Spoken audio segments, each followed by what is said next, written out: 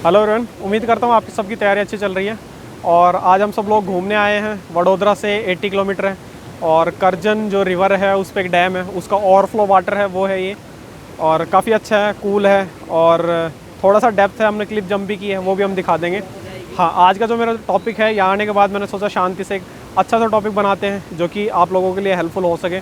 तो आज मैं डिस्कशन करूँगा HPCL के इंटरव्यू के बारे में। ठीक है, तो मैं वो सारी चीज़ें बताऊंगा जो मैंने फेस करी और मैंने जो एक्सपीरियंस किया HPCL के इंटरव्यू के बारे में, वो चीज़ें मैं शेयर करूंगा। स्टार्टिंग से स्टार्ट करते हैं। पहला जो मेरा गेट का रिज़ल्ट जो आया था 2017 का, उसमें 16 रैंक थी। एक्चुअल मार्क्स मेरे 92 थे और नॉर्मलाइजेशन के बाद 90.23 मार्क्स हो गए थे। तो इसके बाद मेरे पास ऑलमोस्ट सारे PSUs के कॉल आ गए थे और मैंने टोटल 7 PSUs के इंटरव्यू अटेंड किए थे, जिनमें BRC भी इंक्लूडेड था, जिसमें सेलेक्ट हो गया था। टोटल 7 PSUs में से एक में सिलेक्शन नहीं हुआ था, वो NTPC था। उसमें मेरा इंटरव्यू बहुत गड़बड़ा गया था। और ये सारे इंटरव्यूज़ मेरे 25 मई से और 17 जून के बीच में सारे हो गए थे। वही 10-15 दिन 20 दिन के गैप में सारे इंटरव्यू हो गए थे। पहला मेरा BPCL का था, जो कि इंटरव्यू काफ़ी ख़राब हुआ था, बट रैंक बहुत अच्छी थी, इसलिए शायद उन्होंने मेरा सिलेक्शन ले लिया था। हाँ, धीरे धीरे जैसे जैसे आपके इंटरव्यूज़ बढ़ते हैं आपको एक्सपीरियंस आता है। ठीक है, और अगर आपके पास बहुत सारे PSUs के कॉल नहीं आ रहे हैं तो आप मॉक इंटरव्यूज़ दीजिए, उनसे भी बहुत अच्छा एक्सपीरियंस मिलता है। मैंने भी 4 मॉक इंटरव्यू दिए थे मेडिजी में।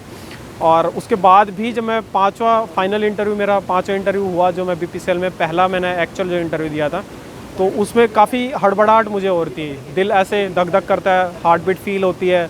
इंटरव्यू पैनल से बाहर आने के बाद पता भी नहीं रहता कि क्या मैंने जवाब दिए थे क्वेश्चंस के। कुछ एक आध चीज़ें याद रहती है। ऐसा इसलिए होता है क्योंकि हम नर्वस हो जाते हैं और ये नर्वसनेस दूर करने के लिए आपको प्रैक्टिस करनी पड़ेगी। ठीक है, तो बहुत सारे मॉक इंटरव्यूज़ दीजिए अगर आपका 1 या 2 PSU से कॉल आया तो।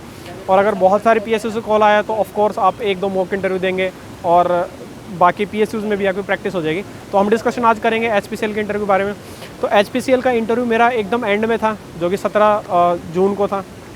अब इंटरव्यू में जाने से पहले मैं ऑलरेडी 6 PSUs के इंटरव्यू दे चुका था और रिज़ल्ट किसी का नहीं आया था। तो ऑफ कोर्स जब तक रिज़ल्ट फाइनल नहीं आता है आप श्योर नहीं होते सेलेक्ट हो गए नहीं हो गए, क्योंकि कई बार इंटरव्यू बहुत अच्छा हो जाता है, कई बार अच्छा नहीं होता है। फिर स्टूडेंट्स का रिव्यू होता है कि जिनका अच्छा इंटरव्यू हुआ उनका सिलेक्शन नहीं हुआ, या जिनका इंटरव्यू बहुत बेकार हुआ उनका सिलेक्शन हो गया। तो थोड़ा सा कन्फ्यूजन रहती है।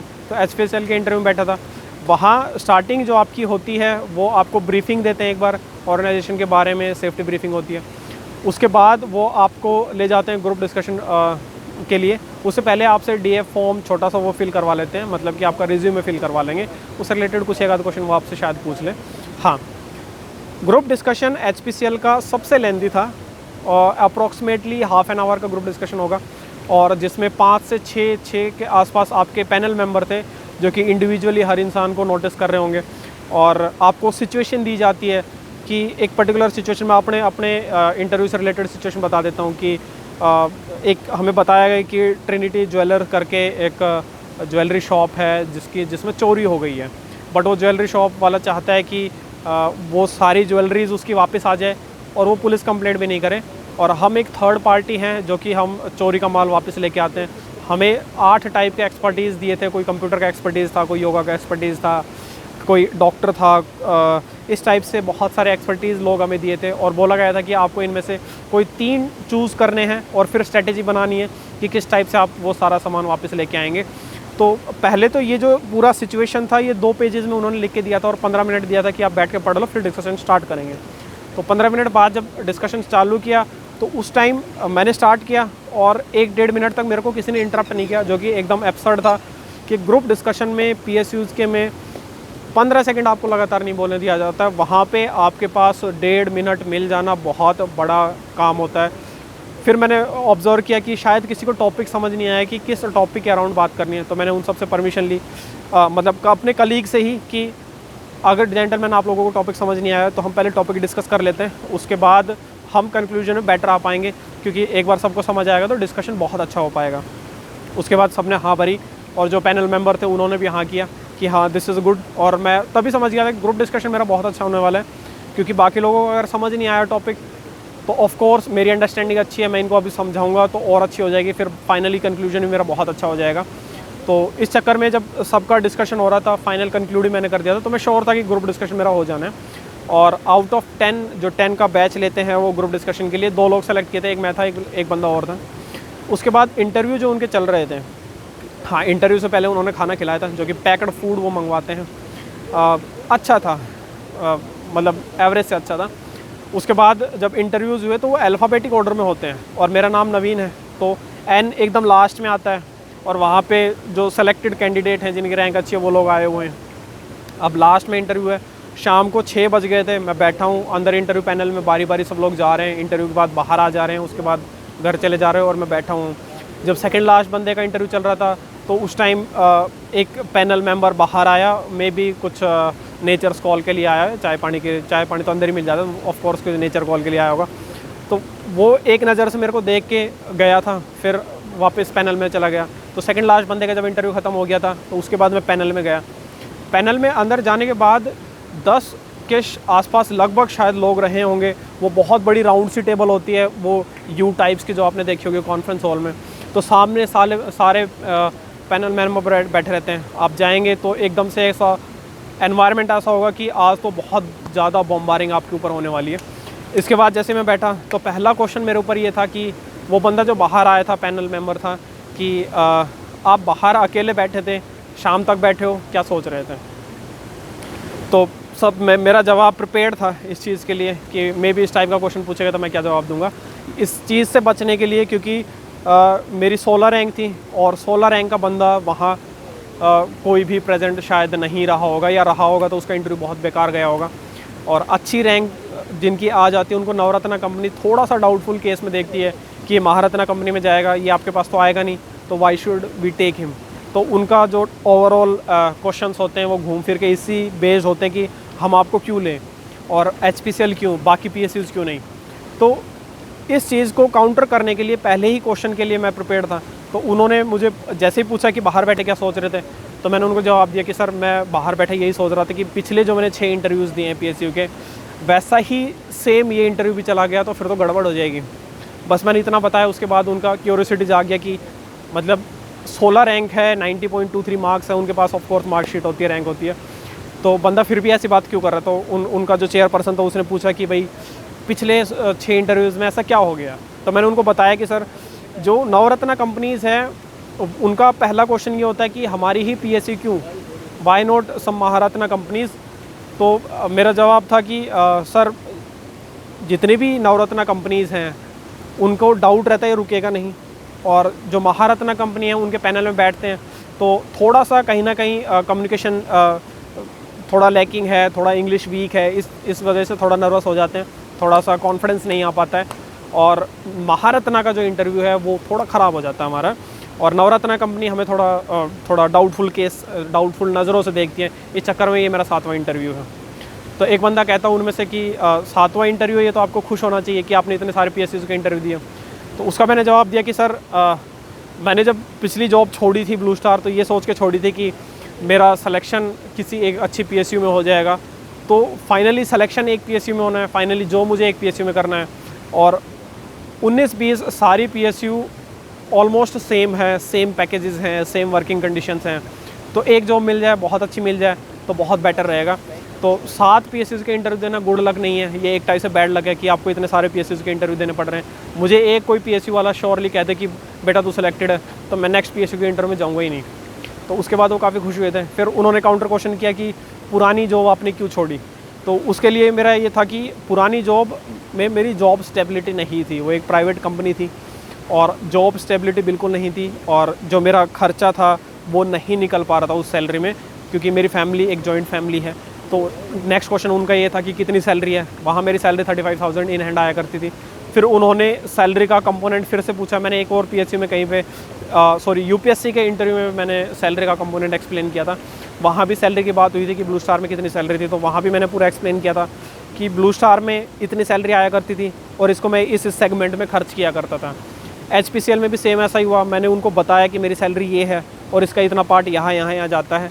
तो वो एक मैनेजमेंट जो उन्होंने मेरा देखा कि इतना परफेक्ट आंसर कि जो पैसा आ रहा है एक एक रुपये का इसके पास हिसाब है, तो वो शो करता है कि आप हर चीज़ की वैल्यू करते हैं। फिर उन्होंने उस क्वेश्चन पे आया कि PSU में आने का मतलब जॉब सिक्योरिटी है, इसका मतलब आप काम नहीं करेंगे, तो आपके हिसाब से जॉब सिक्योरिटी क्या होता है। तो मैंने उनको कहा कि सर जॉब सिक्योरिटी, मैंने अपने पापा का एग्जांपल दिया कि मेरे पापा हीरो मोटोकॉर्प में काम करते हैं एज अ कॉन्ट्रैक्ट वर्कर, और जब जब कंपनी को बहुत ज़्यादा रिक्वायरमेंट होती है, डिमांड ज़्यादा होती है, तो कॉन्ट्रैक्ट बेसिस पे उनको 3-4 महीने के लिए लिया जाता है, और उसके बाद उनको वेट करना पड़ता है कि नेक्स्ट कब बहुत ज़्यादा डिमांड आएगी और वो फिर से 3-4 महीने के लिए जॉब करेंगे, एल्स वो खेती बाड़ी करते हैं। तो वो एक जॉब सिक्योरिटी नहीं है कि काम हुआ तो फिर आपको जॉब मिलेगी, एल्स आप घर बैठेंगे। तो PSUs में एक ये जॉब सिक्योरिटी रहेगी कि अगर PSU के पास काम थोड़ा कम भी है तो आपका घर ज़रूर चल जाएगा। क्योंकि मेरी जॉइंट फैमिली है तो मेरे को जॉब सिक्योरिटी की बहुत ज़्यादा ज़रूरत रहेगी। तो एक ये उसका कंसर्न था। हाँ, HPCL वाले बार बार सेम क्वेश्चन अलग अलग डायरेक्शन से पूछते थे कि अच्छा ठीक है, फिर आपने ब्लू स्टार इसलिए भी छोड़ी होगी क्या, आपका बॉस अच्छा नहीं था, या वो चाह रहे थे कि मैं ब्लू स्टार की थोड़ी सी बुराई करूं। बट ब्लू स्टार की मैंने कम्प्लीटली तारीफ़ ही करी थी कि कंपनी बहुत अच्छी थी, वर्किंग एनवायरनमेंट बहुत अच्छा था, जो कि एक्चुअल में बहुत अच्छा था। और वो बार बार बॉस पे फोकस कर रहे थे कि मे भी क्या पता बॉस को लेके छोड़ के आया हूँ, बट बॉस भी मेरा बहुत कूल टाइप्स था। फाइनली एक्चुअल में जो मेरे को प्रॉब्लम थी वो वहाँ पे जो अमाउंट मेरे सैलरी मिलती थी उसी से प्रॉब्लम थी। मेरे को ब्लू स्टार में एक्चुअल में किसी चीज़ से प्रॉब्लम थी भी नहीं। फिर ब्लू स्टार से उन्होंने 2-4 क्वेश्चन और पूछे थे। फिर फाइनली उनका ये था कि अगर हम आपको सेलेक्ट कर लेते हैं तो आप पहली सैलरी का क्या करेंगे। तो वो एक बहुत ही इमोशनल मोमेंट रहता है, और उसका मतलब यही होता है कि आप फाइनली सेलेक्ट होने वाले हैं। तो मैंने उनको बताया पहली सैलरी मेरी मदर ने कुछ अच्छे कामों के लिए, कुछ डोनेशन के लिए, इन सब के लिए रिज़र्व की हुई है, तो ऑफ़ कोर्स मैं पहली सैलरी वहाँ देने वाला हूँ। और एक और क्वेश्चन उनका था कि जब हम आपको सेलेक्ट कर लेंगे उसके बाद आप जो पहली सैलरी का कंपोनेंट है वो खुशी से देंगे या फिर फोर्सफुली आपको देना पड़ेगा। तो वो मैंने उनको बताया कि ये तो मेरी खुशी भी है और घर वालों की भी खुशी है कि हम किसी अच्छे काम में यूज़ करेंगे। हम जनरली, मैंने उनको बताया कि विंटर्स में हमारे पास जितना भी थोड़ा बहुत भी एक्सेस होता है हम गांव के गरीबों में बांटते हैं। ऑफकोर्स हमारी खुद की जो फाइनेंशियल स्टेटस है वो इतना अच्छा नहीं था, बट फिर भी हम थोड़ा बहुत जो भी एक्सेस था हम दिया करते हैं, कंबल वगैरह बांट दिया करते हैं। तो वो पॉइंट भी उनको बहुत अच्छा लगा था। फिर एक फाइनल क्वेश्चन उनका था कि अगर HPCL में आपको रिक्रूट कर लेते हैं तो HPCL का रेवेन्यू बढ़ाने के लिए, जनरेट करवाने के लिए आप क्या अच्छा स्टेप ले सकते हैं।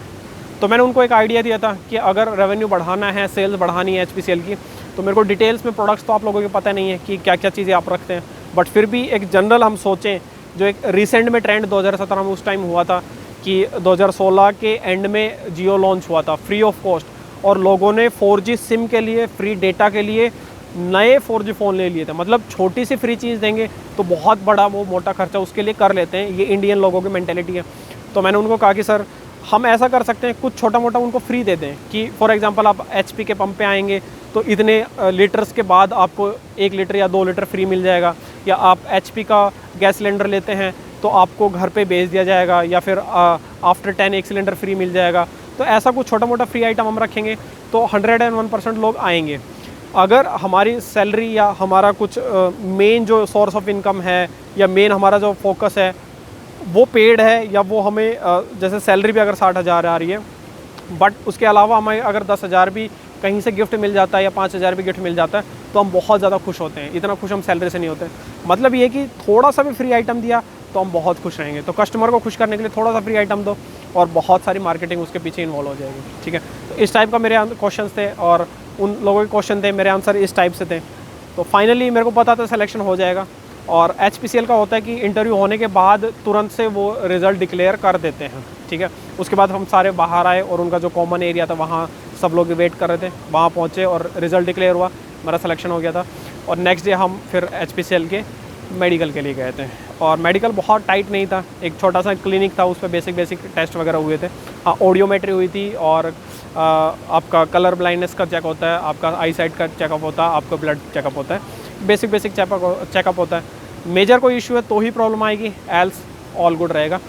आई होप आपके लिए थोड़ा हेल्पफुल रहेगा। जिन लोगों की रैंक बहुत अच्छी आएगी उनके साथ ऐसा ही होगा। और जनरली HPCL थोड़ा सा जो उसका वर्किंग कल्चर है वो रिजेंबल करता है प्राइवेट कंपनी से। तो आपको थोड़ा सा प्रोएक्टिव, थोड़ा सा आइडियाज़ आपके अच्छे हों, थोड़ा आप इनिशिएटिव टाइप के डिसीजन लो, और थोड़ा सा आप चीयरफुल हो और हर चीज़ में पॉजिटिविटी ढूंढते हो तो आपके लिए बहुत हेल्प रहेगी। हाँ, एक और उनका फेवरेट क्वेश्चन था, मिस हो गया था मेरे से, कि जब आपके बॉस मान लो आपके अगेंस्ट में जा रहे हैं, आपको पसंद नहीं आ रहा है, आपसे अनड्यू एडवांटेज ले रहे हैं, तो आप क्या करेंगे। तो वो चाह रहे थे मैं बोलूँ कि मैं उनके सुपीरियर को कांटेक्ट करूँगा, वो भी नहीं माने तो उनके सुपीरियर को कांटेक्ट करूँगा, बट मैंने ऐसा कुछ नहीं कहा। मैंने कहा कि हर इंसान का एक एक एक तरीका होता है काम करने का, शायद हमें वो समझने की ज़रूरत है। तो वो बोले कि नहीं, तरीका उनका वो उन्होंने फिर सिचुएशन ऐसे रख दी कि हम बता रहे हैं कि वो श्योरली करप्टेड इंसान है, फिर क्या करेंगे। तो मैंने कहा सर कुछ ना कुछ मजबूरी होगी या कुछ ना कुछ उसकी ग्रीड्स होंगी, उस चीज़ को समझेंगे, हम बैठ कर डिस्कशन करेंगे और श्योरली फ्रूटफुल रिजल्ट आ जाएगा। आप कभी भी ये नहीं कहेंगे कि मैं उससे हायर लेवल पे जाके कंप्लेंट करूँगा, एल्स उनको लगेगा कि ये अपने बॉस को बाईपास करेगा। ठीक है, चलिए, all the best. I hope आपके लिए वीडियो हेल्पफुल रही है।